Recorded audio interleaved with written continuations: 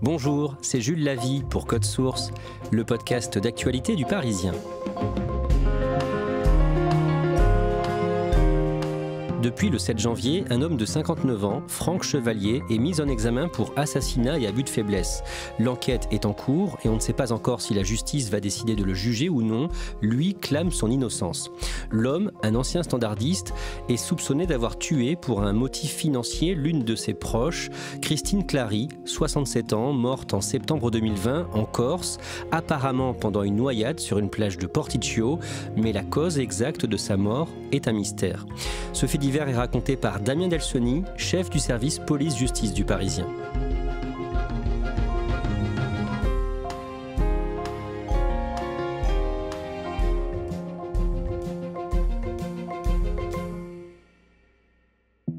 Damien Delsoni, on a choisi de commencer ce podcast le mercredi 9 septembre 2020. Nous sommes en Corse, dans la baie de Porticcio. Pour celles et ceux qui ne connaissent pas, à quoi ça ressemble ? C'est le golfe d'Ajaccio, donc c'est en forme d'arc de cercle en réalité, avec Ajaccio d'un côté et juste en face Porticcio qui est en quelque sorte un peu la plage de ce golfe. Ajaccio, ça reste une ville. Porticcio, c'est vraiment la station balnéaire avec les hôtels-clubs, avec les campings. Voilà, c'est vraiment la plage comme on peut l'imaginer en bord de Méditerranée. Ce mercredi 9 septembre 2020, le ciel est dégagé, il fait 26 degrés, mais il y a du vent. En début d'après-midi, soudain, sur la plage, un homme s'agite. Oui, un homme s'approche en fait d'une femme qui est sur la plage à quelques mètres de lui et il lui dit ma compagne est en train de se noyer, mon ami est en train de se noyer, il faut faire quelque chose, il faut appeler les pompiers. Lui, il ne veut pas aller dans l'eau, c'est ça ? Déjà, il explique qu'il ne peut pas aller dans l'eau parce qu'il a mal au bras, c'est ce qu'il dit en tout cas à cette femme. Et surtout, c'est pas lui qui compose le 18 pour appeler les pompiers. Il demande en fait à cette femme, avec son téléphone, il dit appelez les pompiers. Alors moi, je peux pas aller à l'eau et en fait, il l'appelle pas non plus sur son téléphone. La femme qui est en train de se noyer, elle est où ? Elle est partie nager depuis quelques minutes déjà et elle est à 20 mètres à peu près de la plage du bord. C'est pas très très loin, mais ce jour-là, il y a vraiment des rouleaux et la mer est assez mauvaise. Et donc finalement, c'est la femme qui a appelé les pompiers qui, elle, se jette à l'eau. Oui, elle va la chercher parce qu'elle voit en fait que son amie ne réagit pas, qu'il ne plonge pas, qu'il ne va pas la chercher, qu'il ne va pas la secourir. Donc oui, elle va prendre un petit peu de risque pour aller tirer cette femme qui est déjà inerte en réalité dans la mer. Et donc elle est inerte quand elle est amenée sur le sable. Que se passe-t-il quand les secours arrivent ? Les secours, ils vont arriver assez rapidement. Les pompiers, puis immédiatement après le SAMU, ils vont faire un massage pour réanimer la personne qui vient d'être sortie de l'eau, qui est quand même en arrêt cardio-respiratoire. Quand ils arrivent, le pronostic est déjà très très mauvais. Les opérations de réanimation vont durer 1 heure. Sans succès, elle est déclarée morte sur cette plage à Porticcio.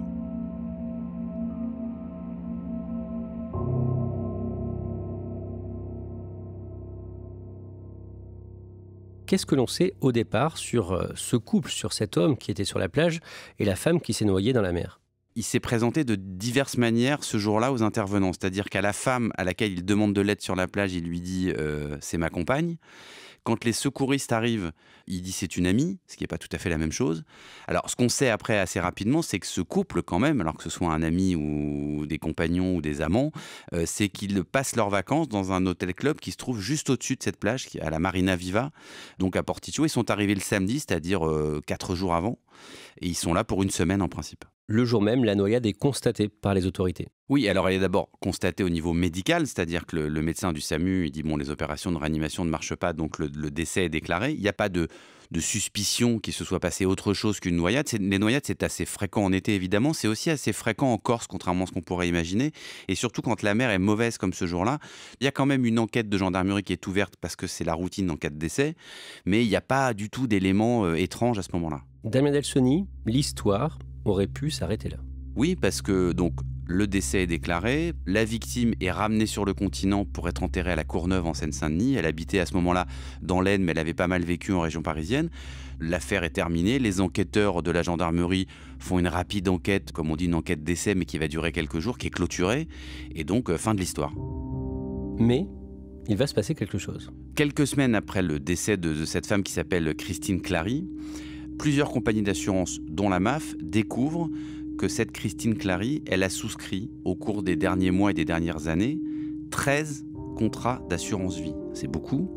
Et surtout que ces 13 contrats d'assurance vie ont tous pour bénéficiaire Franck Chevalier, qui était donc l'homme qui était avec elle en séjour à Porticcio et avec elle sur la plage, mais aussi des proches de Franck Chevalier, à savoir sa femme légitime et ses 2 enfants. Donc évidemment, les compagnies d'assurance, elles découvrent déjà le nombre assez important de contrats et surtout, elles vont découvrir la somme. C'est-à-dire qu'elles sont censées verser 1 300 000 € à Franck Chevalier et à ses proches. Que font les compagnies d'assurance, et notamment la MAF ?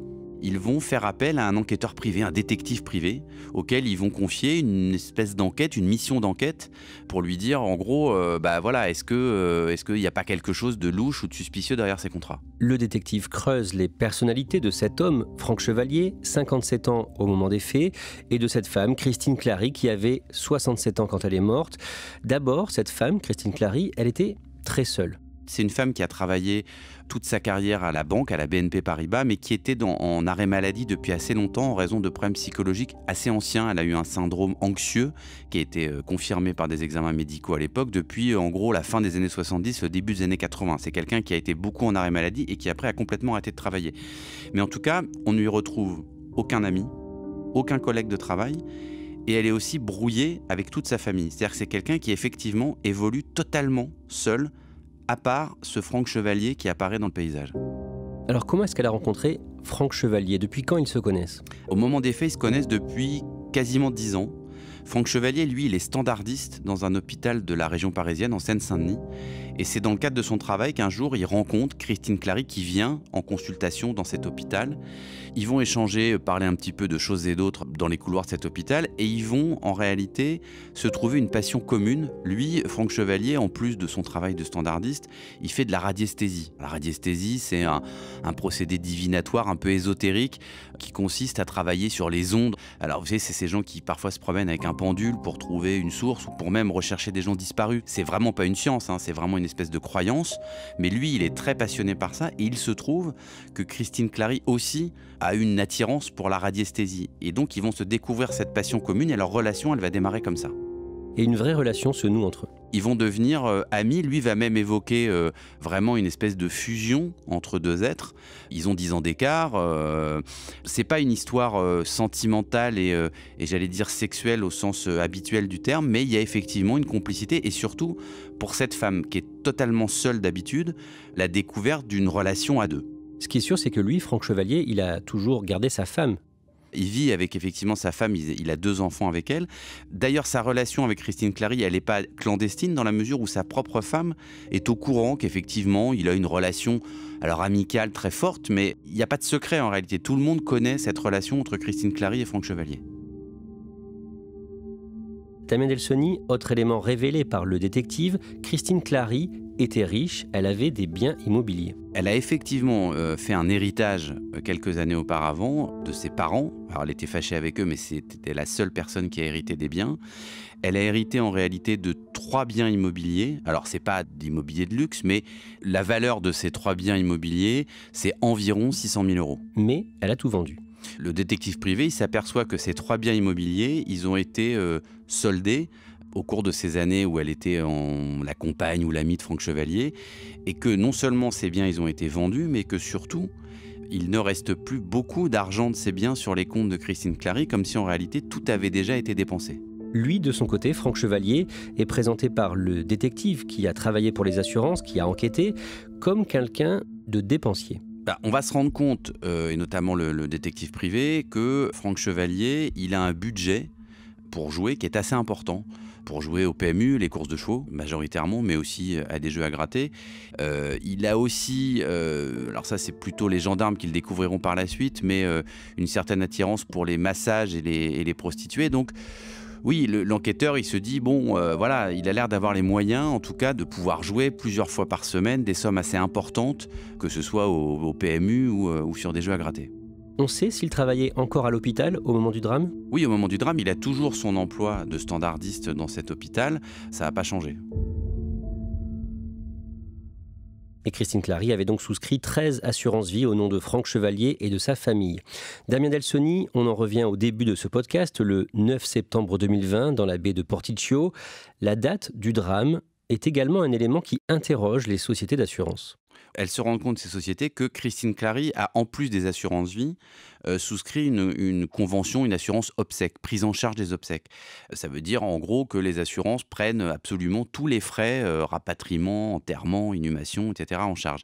Et il se trouve que cette convention obsèques, elle prenait effet à compter du mois d'août 2020, c'est-à-dire quelques jours, quelques semaines avant son décès. Il trouve que la coïncidence avec les dates est assez étrange. Juste au moment où cette convention obsèques devient opérationnelle, Christine Clary, elle meurt. Et le deuxième élément qui intrigue les compagnies d'assurance, c'est que ces 13 contrats d'assurance vie, ils couvrent le décès de Christine Clary pour une seule cause, qui est une cause accidentelle. C'est-à-dire que ça exclut la maladie.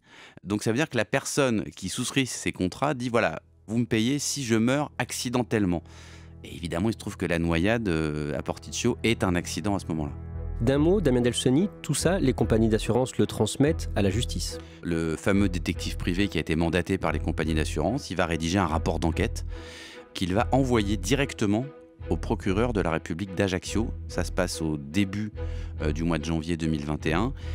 Et en substance, il va lui dire, bah voilà, en tant qu'enquêteur privé, j'ai des doutes sur les conditions dans lesquelles ces contrats ont été souscrits et surtout, j'ai des doutes, par conséquent, sur le décès accidentel de Christine Clary. Et le procureur, à la lecture de ce rapport d'enquête, il va décider lui-même d'ouvrir une enquête judiciaire cette fois-ci. En juillet 2021, la juge d'instruction d'Ajaccio, en charge de ce dossier, décide de faire examiner le corps de Christine Clary. Pour le faire examiner et pour le soumettre à une autopsie, ce qui n'a pas été le cas à l'époque de sa noyade, il faut l'exhumer. Donc il y a des gendarmes qui vont aller au cimetière de la Courneuve un matin, qui vont sortir le cercueil de la tombe et qui vont emmener le corps à l'Institut de recherche criminelle de la Gendarmerie nationale à Pontoise, où il va être autopsié. C'est un examen qui va durer toute la journée sur le corps de Christine Clary, qui est morte, on le rappelle, un tout petit peu moins d'un an auparavant. Damien Delsoni, que dit le médecin légiste dans son rapport d'autopsie ? Déjà, il va expliquer que le corps qu'il examine, il est forcément dégradé puisque ça fait quasiment un an qu'il a été inhumé. En revanche, il va quand même avoir certaines conclusions simples. Il va dire ce corps n'a pas subi de violence. C'est-à-dire que ce n'est pas une femme qui a été frappée avant d'être mise à l'eau. Il n'y a évidemment pas de traces de balles, il n'y a pas de traces de fractures. Il y a juste 2 fractures de côte, mais qui correspondent exactement au mouvement de réanimation des médecins sur la plage. Il va faire un certain nombre de prélèvements également d'organes, comme on le fait dans ces cas-là. Il va conclure qu'il n'y a pas eu non plus d'empoisonnement, c'est-à-dire qu'il n'y a pas de dose de médicaments très forte qui expliquerait qu'elle a été droguée, en quelques mots, avant d'aller se baigner. Par contre, il va tirer une conclusion qui est extrêmement surprenante dans ce dossier, c'est qu'il va dire, voilà, moi je prélève un morceau de poumon, je prélève un morceau de rein, il prélève aussi d'autres morceaux d'organes, et il dit normalement, dans ces organes, je devrais trouver ce qu'on appelle des diatomées. Alors on ne va pas faire un cours de science, mais les diatomées, c'est des traces de noyade, c'est des choses qui apparaissent quand quelqu'un se noie. Et lui, il conclut, il dit, il n'y a pas de diatomées dans ces organes.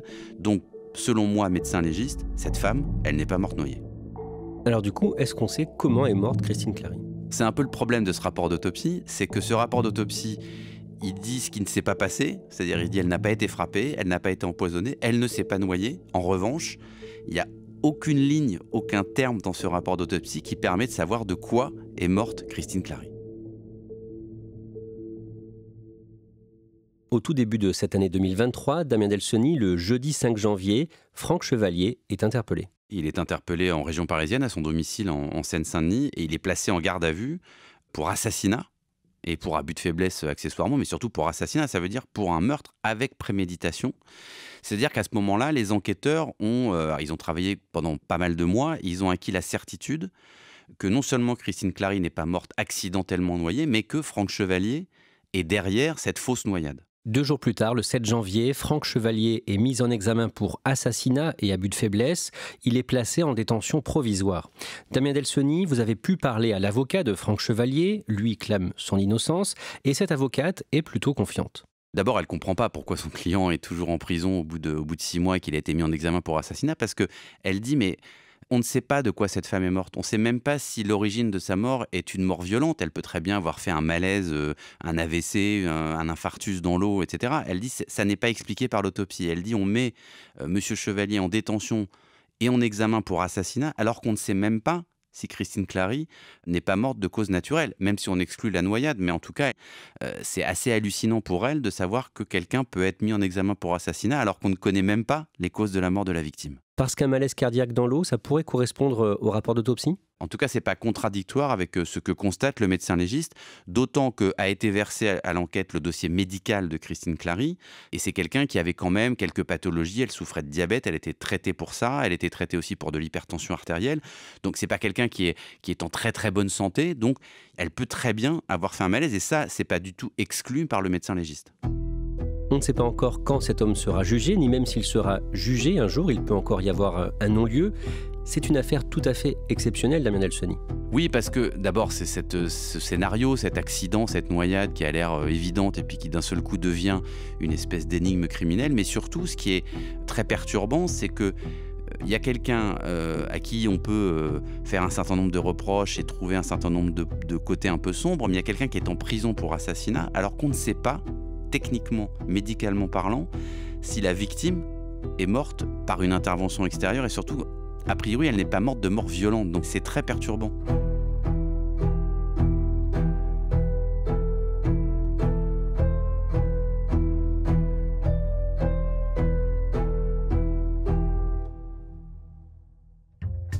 Merci Damien Delsoni. Cet épisode de Code Source a été produit par Julia Paré, Raphaël Pueyo, Thibault Lambert et Emma Jacob.